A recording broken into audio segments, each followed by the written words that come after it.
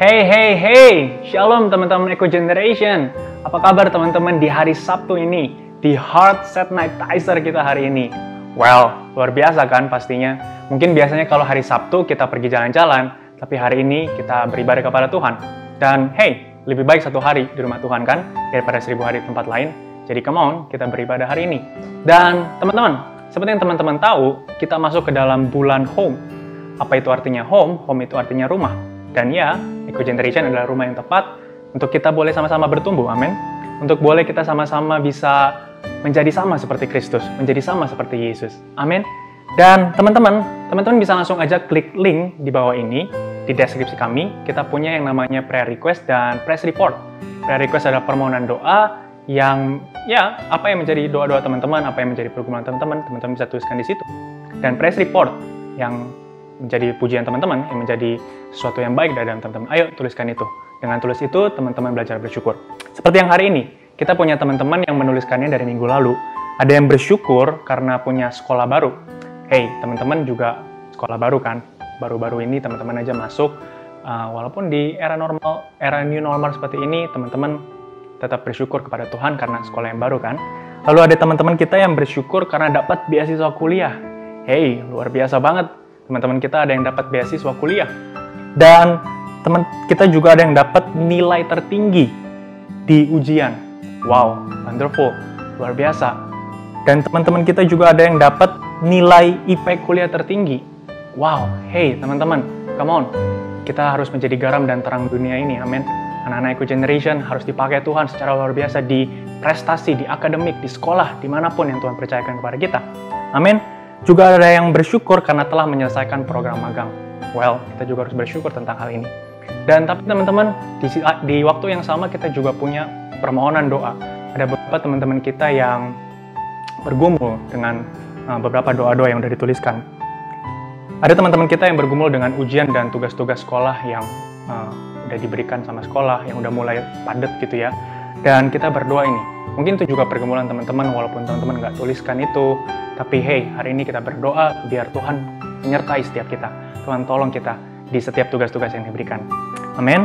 Terus juga ada teman kita yang berdoa untuk minta hikmat di sekolah baru.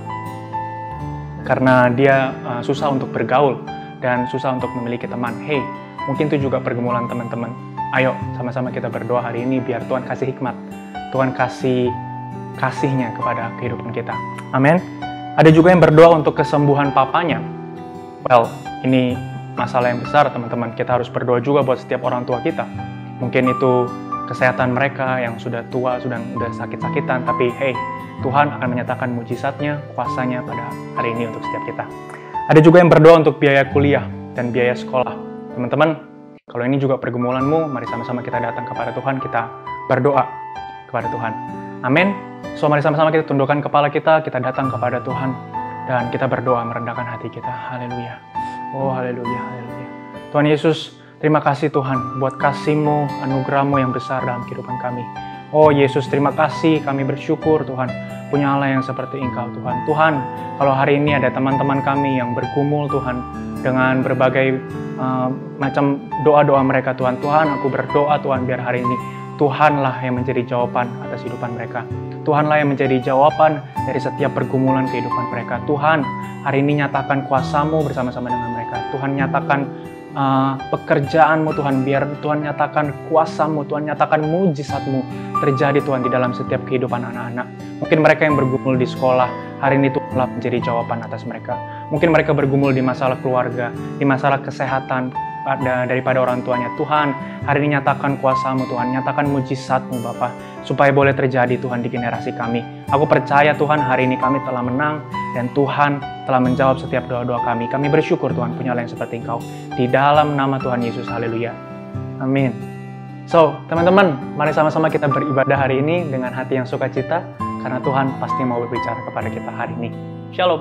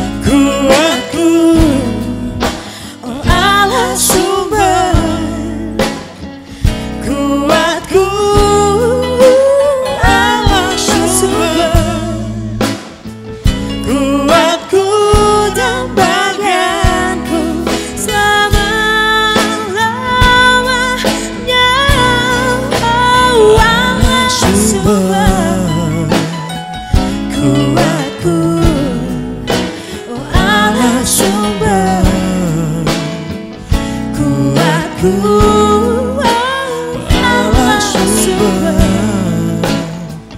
kuatku dan bagianku selama-lamanya, selamanya, selamanya.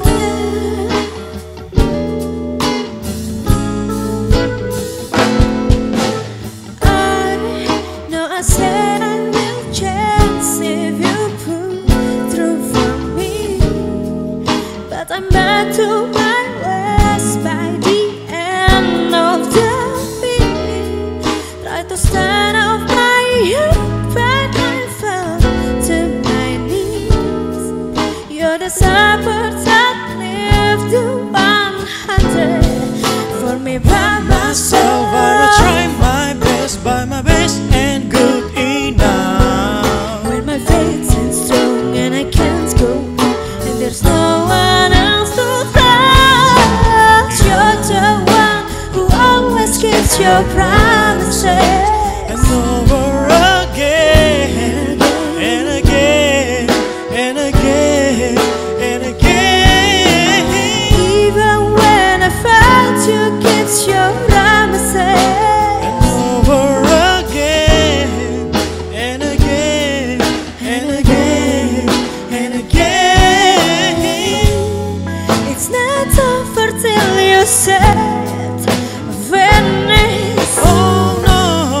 And I know that if you said you mean it, Lord, on my own I would lie, I would steal, I would cheat, but you sent down your son so I could be redeemed. Before I even ask, you provide what I need. You're the battle seems lost, you still have victory By myself, I will try my best, by my best and good enough. when my feet's in strong and I can't go, and there's no one else to touch. You're the one who always keeps your promises. And over again, and again, and again, and again. Even when I fall, you keep your promises. And over again, and again, and again, and again. It's not over till you said Venice. Oh no. And I know that if you said you mean it, oh Lord, oh Lord.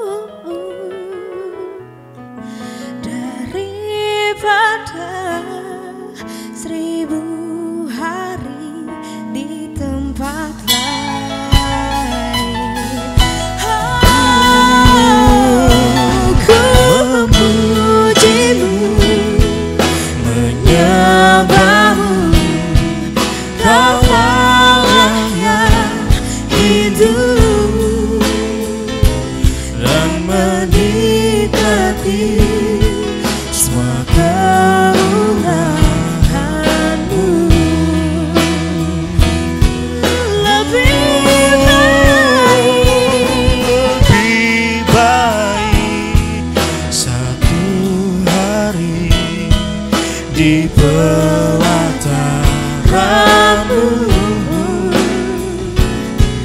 daripada 1000 hari di tempat lain. Ku mau memujimu, menyembahmu, Kau Allah yang hidup.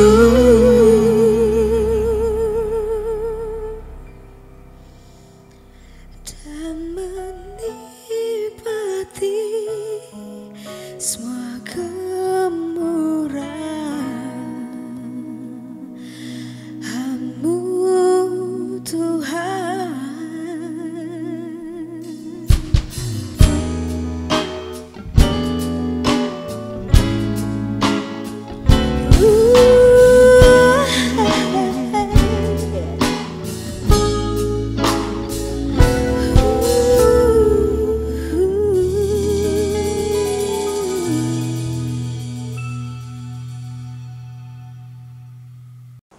Shalom Eco Generation, senang sekali hari ini bisa menjumpai teman-teman semua. Sebelum kita mendengarkan sharing firman Tuhan hari ini, yuk kita bersama-sama bersatu di dalam doa. Kami mengucap syukur ya Tuhan, dalam kehidupan kami mempunyai Allah yang setia, yang tidak pernah meninggalkan kami sedetik pun. Kami tahu dalam setiap musim kehidupan kami punya Tuhan yang tidak pernah berubah, dan kami tahu Tuhan senantiasa mengasihi setiap kami. Sebentar kami akan mendengarkan kebenaran firman Tuhan berbicara bagi setiap kami, karena kami siap untuk mendengarkan. Urapi mulut bibir lidah hamba-Mu sehingga setiap isi hati-Mu disampaikan buat setiap umat-Mu, teman-teman di Eco Generation. Terima kasih Bapak, kami bersyukur di dalam nama Yesus. Kami berdoa. Amin. Oke teman-teman, hari ini saya diberikan tema mengenai ownership, dan saya akan memberikan judul sharing firman Tuhan hari ini yaitu All in One. Ya, all in one. Satu hari ketika saya masih duduk di bangku sekolah dasar di SD, dalam pelajaran olahraga satu hari ya, kita sedang bermain basket, lalu tiba-tiba entah bagaimana gitu, jari telunjuk saya yang sebelah kanan ini terhantam bola basket. Nah, mungkin ada di antara teman-teman Eko yang pernah mengalami juga nih hal seperti ini. Nah, saat itu rasanya lumayan sakit banget. Nah, lumayan sakit banget berarti sakit ya. Sakit dan nyut-nyutan, dan pada saat itu tuh jari ini sampai sempat bengkok, ya kan? Karena kan cukup keras pasti hantamannya. Nah, apa yang terjadi setelah itu? Karena waktu itu masih di sekolah, masih dalam pelajaran gitu ya, belum pulang sekolah. Tentu kan saya masih harus melakukan aktivitas-aktivitas, misalnya masukin buku ke dalam tas, lalu masih harus mencatat, harus mengerjakan tugas dan lain sebagainya. Nah, tentunya dengan kondisi jari seperti ini yang bengkak waktu itu sulit untuk melakukannya. Nah, lalu kemudian apa yang terjadi? Yang terjadi adalah jari-jari saya yang lain ini membantu jari telunjuk ini untuk melakukan tugasnya. Betul ya? Nah, mungkin kalau teman-teman pernah mengalami hal yang sama atau serupa, kalau ada satu jari kita sakit, pasti jari-jari yang lain tidak akan meninggalkan, tapi dia akan menolong jari yang sakit itu untuk bisa melakukan tugasnya. Bahkan mungkin waktu itu saat jari telunjuk di tangan kanan saya sakit, nah tangan kiri ini akan membantu. Misalnya yang tadinya dikerjakan dengan tangan kanan, misalnya menyendok makanan, nah tangan kiri ini akan membantu untuk supaya tetap bisa makan, tapi tangan ini nggak sakit. Kurang lebih begitu ya. Nah, atau teman-teman mungkin pernah nggak mengalami satu hari, misalnya matanya kelilipan atau matanya mungkin terkena sabun. Nah, apa tuh yang terjadi pada saat itu? Yang terjadi adalah anggota tubuh kita yang lain akan berusaha mencari bantuan, bener nggak? Waktu mata kita bisa kena sabun, pasti yang lain akan berusaha mencari bantuan nih, tangan nih akan mencari bantuan, kaki akan melangkah mencari air, lalu dibilas gitu mukanya supaya matanya nggak perih lagi, ya kan? Nah, kenapa itu terjadi kira-kira teman-teman? Jawabannya adalah karena kita ini satu tubuh, betul nggak? Karena jari-jari yang lain ini sadar betul bahwa dia ini satu tubuh. Ada rasa kepemilikan di situ sehingga ada satu tujuan yang sama, dan itu sebabnya yang lain, anggota tubuh yang lain akan selalu berusaha membantu anggota tubuh yang saat itu sedang lemah. Untuk apa? Untuk mencapai tujuannya. Karena kita ini satu tubuh. Ada rasa yang namanya rasa kepemilikan, gitu ya. Roma 12 ayat 4-5 katakan begini.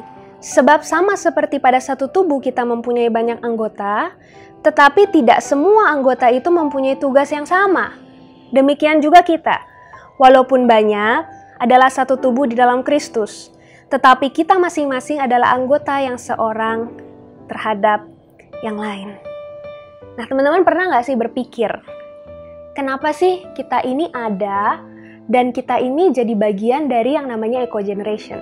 Mungkin ada banyak komunitas di luar sana, ada banyak orang-orang di luar sana. Tapi kenapa harus kita yang berada di Eco Generation? Nah, mungkin teman-teman berbeda-beda. Ada yang sudah bertumbuh di Eco dari SMP, ada yang sudah bertumbuh di Eco mungkin dari 5 tahun yang lalu, dari 6 tahun yang lalu, atau mungkin ada yang baru bergabung di Eco mungkin dalam hitungan bulan. Nggak masalah. Tapi pernah nggak sih pertanyaan itu muncul dalam benak kita? Kenapa ya saya ini mesti jadi bagian dari Eco Generation? Satu hal yang pasti bahwa dalam kehidupan kita nggak ada satu hal pun yang terjadi secara kebetulan. Dan saya percaya Tuhan punya rencana dalam kehidupan setiap kita. Kalau minggu lalu kita sudah belajar mengenai home, ya betul ya. Kita ini makhluk sosial yang kita tahu kita nggak bisa hidup sendiri. Kita butuh yang namanya komunitas. Tapi hati-hati dalam memilih pergaulanmu. Kenapa? Karena 1 Korintus 19 ayat 33, pasti kita sering dengar ayat ini. Janganlah kamu sesat, pergaulan yang buruk merusakkan kebiasaan yang baik. Nah, kita perlu berhati-hati nih dalam memilih pergaulan kita. Dengan siapa kita bergaul, kita perlu berhati-hati. Karena apa? Karena dikatakan pergaulan yang buruk merusak kebiasaan yang baik. Hari ini saya mau ajak teman-teman, coba kita tanyakan kembali kepada diri kita. Apakah Eco ini membawa pertumbuhan dalam hidupmu? Apakah waktu engkau berada di Eco Generation ini, engkau mengalami yang namanya pertumbuhan? Tapi begini, yang saya tahu pasti, kalau Tuhan tempatkan kita ada di Eco Generation, Tuhan pasti punya rencana. Dan oleh karena itu, kalau Tuhan sudah tempatkan kita di Eco, maka saya mendorong teman-teman untuk jangan sia-siakan kesempatan, jangan sia-siakan waktu-waktu masa mudamu. Tapi apa? Tapi pastikan kita ini bertumbuh, teman-teman. Pastikan waktu engkau berada di Eco, mungkin sudah 1 tahun, 2 tahun, 5 tahun, engkau mengalami yang namanya pertumbuhan. Nah, bertumbuh dalam hal apa aja sih? Hari ini saya mau bahas ada 3 hal sederhana yang pastikan engkau bertumbuh nih selama ada di Eco ini. Ya, yang pertama adalah kita perlu bertumbuh dalam pengenalan akan Tuhan.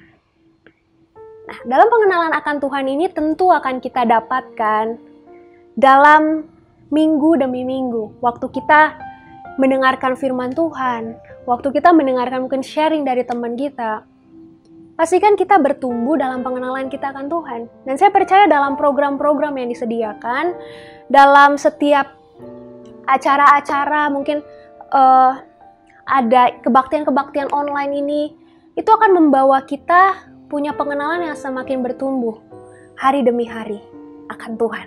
Nah, ini hal paling mendasar yang harus kita kejar nih waktu kita berada di Eco ini. Jadi Eco bukan hanya sekedar tempat, oh ya saya punya komunitas, oh ya saya punya teman-teman di sini, bukan.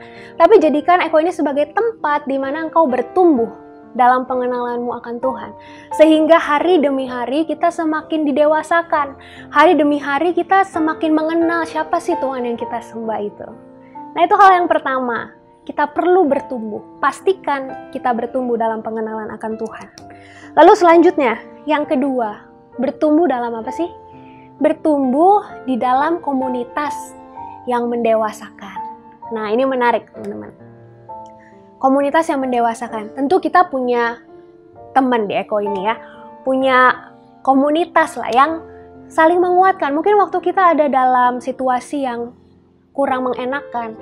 Waktu kita ada dalam situasi di mana mungkin kita mengalami kegagalan, hal yang belum pernah kita alami sebelumnya. Nah, di situ ada teman-teman mungkin di EF-mu yang akan menguatkanmu. Ada teman-teman yang akan membagikan pengalaman mereka. Mungkin mereka pernah alami sebelumnya, lalu mereka katakan, jangan takut hadapi ini. Jangan takut, saya pernah ada di situasi ini dan saya melihat Tuhan menolong saya. Nah, komunitas yang mendewasakan ini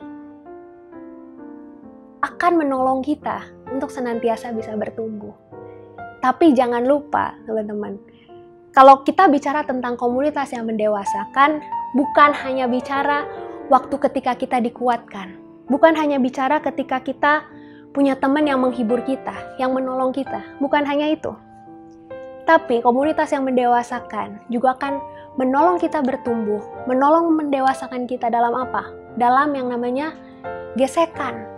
Nah, mungkin ada banyak orang gak suka dengan kata ini. Amsal 27 ayat yang ke-17 katakan, besi menajamkan besi, orang menajamkan sesamanya. Banyak orang yang seringkali tidak suka dengan yang namanya gesekan. Seringkali waktu ada satu konflik atau mungkin ada permasalahan dengan temannya, lalu mereka mulai mundur dan katakan, udahlah, lebih baik saya gak usah datang lagi. Udahlah, sepertinya gak ada yang bela saya. Nah, justru dalam poin kedua ini, komunitas yang mendewasakan, kita akan didewasakan bukan hanya waktu kita dikuatkan, waktu kita mengalami pertolongan, bukan. Tapi juga ketika kita mengalami gesekan mungkin dengan teman kita perlu cari tahu. Apa sih pelajaran yang Tuhan sedang ajarkan kepada kita? Apa sih dalam musim ini yang Tuhan mau saya belajar, saya kembangkan? Pasti ada karakter-karakter tertentu ketika kita mengalami gesekan yang akan diubahkan menjadi apa? Menjadi serupa dengan Kristus. Jangan takut terhadap namanya gesekan. Tentunya bukan gesekan yang kita sengaja ya. Bukan hal-hal yang kita sengaja cari ribut atau kita sengaja buat onar, bukan seperti itu. Tapi kalau ada kalanya kau menemui mungkin kesulitan, menemui konflik, menemui gesekan, pastikan kau belajar, bertumbuh dari hal itu, bukan mundur, tapi menjadi pribadi yang lebih dewasa lagi. Dan juga dalam komunitas yang mendewasakan nih, ketika ada temanmu mungkin yang melakukan kesalahan, mungkin ada temanmu yang gagal. Bagaimana sih kamu melihat hal itu? Jangan jadi penggosip, jangan jadi orang yang sukanya nyinyir, ya. Tahu nggak sih, kenapa sih si itu kayak gini? Ini karena dan lain sebagainya, ditambahin bumbu-bumbu yang nggak berdasarkan fakta. Tapi justru dalam komunitas yang mendewasakan, ketika ada temanmu yang mungkin sedang mengalami kegagalan, bahkan berbuat kesalahan, justru kita jangan hakimi, tapi kita harus dorong dia untuk bangkit, dorong dia untuk mengalami pertobatan, dan jadi pelajaran juga buat kita, supaya kita jangan melakukan kesalahan yang sama. Itu hal yang kedua yang saya sampaikan. Hal yang ketiga, kita harus bertumbuh dalam hal apa sih di dalam Eco Generation ini? Yang ketiga adalah kita bertumbuh dalam talenta. Talenta kita harus terus dipertajam. Nah, ada banyak kesempatan bagi kita tentunya untuk menemukan dan mengembangkan talenta yang sudah Tuhan berikan dalam kehidupan kita. Misalnya, ada teman-teman yang punya talenta dalam bidang desain. Ada teman-teman yang punya talenta dalam bidang bernyanyi, mungkin menari, mungkin bermain musik. Mungkin ada teman-teman yang sukanya ngobrol, menyapa orang dengan ramah. Itu termasuk talenta yang harus kita kembangkan. Karena kita punya tanggung jawab di hadapan Tuhan untuk mengembangkan talenta yang telah Tuhan berikan. Nah, Eko ini akan menolong kita, sangat menolong kita untuk kita menemukan apa sih talenta kita sebetulnya, dan bukan hanya menemukan, tapi juga mengembangkan. Karena ada sarana buat kita di situ untuk mengembangkan dan kita bersosialisasi dengan rekan-rekan kita. Nah, tentunya juga saya mendorong teman-teman jangan pernah merasa minder kalau mungkin kau merasa talenta saya itu bukan yang terlihat di depan mimbar. Mungkin kemampuan saya ini hanya sebatas di belakang layar. Nggak bisa ditunjukin di depan. Lebih hebat dia ya, mungkin dia punya talenta bisa bernyanyi di depan mimbar. Bukan seperti itu, teman-teman. Jangan pernah engkau merasa minder. Karena apa? 1 Korintus 12 ayat 21 katakan begini. Jadi mata tidak dapat berkata kepada tangan, aku tidak membutuhkan engkau. Dan kepala tidak dapat berkata kepada kaki, aku tidak membutuhkan engkau. Malahan justru anggota-anggota tubuh yang nampaknya paling lemah, yang paling dibutuhkan. Nah, menarik nih. Betul ya, kalau kita berkaca kepada anggota tubuh kita sendiri. Nggak mungkin ada satu anggota tubuh berkata kepada anggota tubuh yang lain, saya tidak melupakan engkau. Enggak, karena kita semua ini ada untuk saling melengkapi. Betul? Nah, malah di sini dikatakan, malahan anggota-anggota tubuh yang nampaknya paling lemah, itu yang paling dibutuhkan. Jadi kalau teman-teman hari ini mungkin ada yang merasa minder, aduh kayaknya talenta saya nih gak muncul dari depan, gak seperti teman-teman yang lain. Talenta saya ini hanya ada di belakang layar. Nah, jangan-jangan justru sebetulnya kamu yang paling dibutuhkan dari antara yang lain. Jadi jangan pernah menyerah, jangan pernah minder, jangan merasa tidak mampu, jangan membandingkan dirimu dengan orang lain. Tapi bersyukurlah buat setiap talenta yang Tuhan berikan, dan pastikan engkau terus mengasah talentamu itu, pertajam talentamu untuk apa? Untuk kemuliaan Tuhan. Nah, dari ketiga hal yang tadi, pengenalan akan Tuhan, komunitas yang mendewasakan, dan talenta yang terus dipertajam, pastikan kita bertumbuh dalam ketiga hal ini. Nah, ada satu hal yang sangat penting yang harus kita lakukan. Kita dapat bertumbuh secara maksimal dalam ketiga hal ini ketika kita punya sesuatu yang namanya sense of belonging atau rasa kepemilikan. Nah, rasa kepemilikan akan Eco Generation ini. Kita bersama-sama mengerti bahwa, oh ya, saya bisa bertumbuh di Eco Generation ini dalam ketiga hal tadi. Dan sama seperti anggota tubuh yang saling menolong, yang tidak berdiri sendiri-sendiri, yang tidak menganggap yang satu lebih penting daripada yang lainnya. Karena kita semua saling membutuhkan, dan kita punya tujuan yang sama, yaitu untuk kemuliaan Tuhan. Nah, hari ini mungkin keadaan kita berbeda-beda. Ada yang merasa memiliki Eko, ada yang merasa biasa aja, itu ya memang keharusan saya, memang rutinitas saya, memang leader suruh saya kayak gini, ya udah saya lakukan. Tapi hari ini saya mau dorong teman-teman begini, saya mau challenge kita untuk mari kita jangan lihat Eko hanya sebagai rutinitas atau keharusan kita, atau karena nggak enak, atau karena nggak ada kerjaan, tapi jadikan Eko sebagai tempat di mana kita bertumbuh, kita didewasakan, bahkan kita dipersiapkan. Dipersiapkan untuk apa? Untuk pekerjaan Tuhan yang besar di dalam hidupmu, dan untuk menggenapi destiny Tuhan dalam hidupmu. Masa muda adalah masa-masa yang sangat indah, dan waktu kita nggak akan bisa putar kembali. Jadi bersyukurlah kalau saat ini Tuhan tempatkan kita ada di Eco Generation, yang pasti bukan satu kebetulan, tapi Tuhan punya rencana. Oleh karena itu, saya ingatkan sekali lagi, pastikan kita bertumbuh dengan maksimal di Eco Generation ini. Untuk menjadi apa sih? Untuk menjadi pribadi yang serupa dengan Kristus. Pastinya setiap program-program yang disediakan, setiap kebenaran firman Tuhan yang dibagikan, bahkan setiap sharing-sharing dalam EF, atau kita mendengarkan video dari teman kita yang sangat memberkati kesaksiannya, itu akan menolong kita untuk bertumbuh Eco Generation ini. Tuhan Yesus memberkati. Yuk kita berdoa. Terima kasih Tuhan untuk kebenaran firman Tuhan yang sudah disampaikan hari ini bagi setiap kami, mengingatkan kami untuk senantiasa bertumbuh di dalam pengenalan kami akan Tuhan. Kami juga mau bertumbuh dalam komunitas yang mendewasakan, dan kami mau terus pertajam talenta yang telah Tuhan berikan dalam kehidupan kami, untuk kami bisa gunakan untuk kemuliaan nama Tuhan. Hamba-Mu berdoa buat setiap teman-teman Eco Generation yang hari ini mendengarkan, biar mereka punya kerinduan Tuhan yang besar untuk bertumbuh dengan maksimal.